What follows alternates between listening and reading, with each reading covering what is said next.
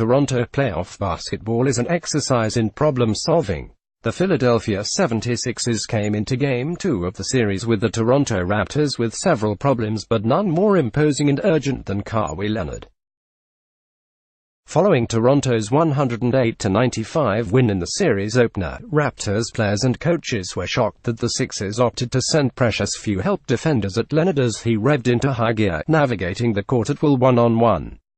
Had the tactic achieved the intended effect of neutralizing Toronto's other threats, perhaps the Sixers could have lived with Leonard's 45 points. Raptors' weapons made themselves useful all over the floor, however, from Pascal Siakam's exploits in the half-court to Kyle Lowry's surgical management. On Monday, Philadelphia unfurled a new blueprint and went about the work of diligently repairing the broken defense in their 94-89 win to even the Eastern Conference semifinal series. The Sixers scrambled the matchups, with 4 of their 5 starters receiving new assignments. Most notably, Ben Simmons, Drew Leonard. They did a good job, honestly. Got to give them credit, Leonard said.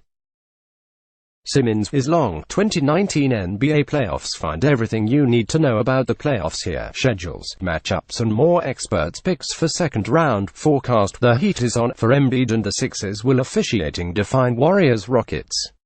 In addition to contending with Simmons' size, Leonard saw multiple bodies on Monday night, sometimes immediately on the catch, at times when coming off a screen, and almost always when he made his approach to the rim.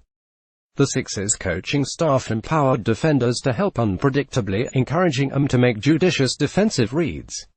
For example, if Siakam was parked in the corner, where he was a 42% shooter in the regular season, be careful.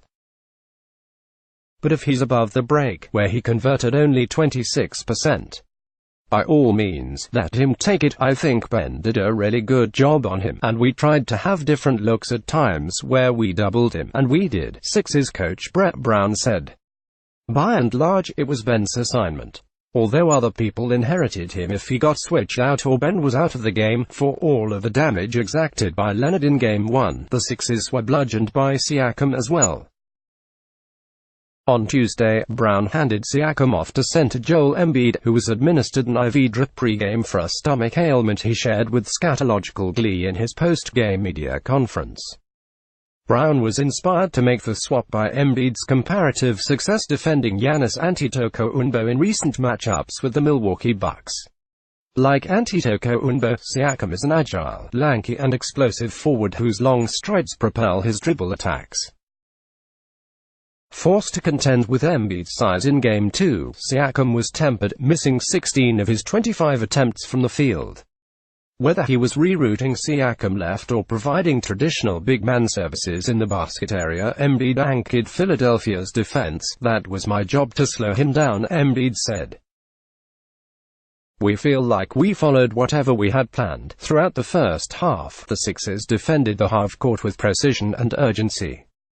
When Lowry sliced through stagger screens, Jimmy Butler, 30 points, 11 rebounds, 5 assists, slalomed his way through the bodies to meet him on the other side. When Leonard swung around a handoff with a hard dribble, he'd meet a third defender at the doorstep of the paint. When Embiid or Greg Monroe sank low to pick up a baseline driver, communication was decisive and rotations were prompt. Philadelphia's stifling defense lulled the Raptors into one of the most ineffectual halves of offensive basketball in recent NBA playoff history. In the 20 years that more advanced stats have been tracked, no team had ever done the following until the Raptors in the first half of the Game 2 loss. Compiled in a single half, an effective field goal percentage less than 36, collected fewer than 7% of their offensive rebounds, slogged a free throw rate which measures how effectively a team gets to the line of less than 12%, since points are scored either from the field or at the line, and offensive rebounds are the primary means by which a team can get a mulligan off a missed shot. The results were disastrous for Toronto. We'll watch the film and see where we can get better and see how differently we can play, Lowry said. You just can't have that type of first half. The 76ers have existed in a constant state of flux for the better part of the season. The starting unit, the bench units, the front office, the coaching staff, the heightened expectations, that it's easy to forget what brought Philadelphia to the NBA's postseason last year. A defense predicated on the idea that a team with multiple giants can wreak havoc on their positional matchups. In evening the series with Toronto, the Sixers played to the strengths. Embiid and Simmons were put in positions to succeed. Butler, an expert on-ball defender, was given the opportunity to match wits with Lowry. Brett Brown, an experimentalist at heart, assumed healthy risks in unconventional fashion. As is so often the case in the NBA postseason, the team that stayed more faithful to its identity achieved its desired result. I'm telling you, whenever we let our defense dictate our offense, we're such a great team. Butler said. We can't let it be the other way around.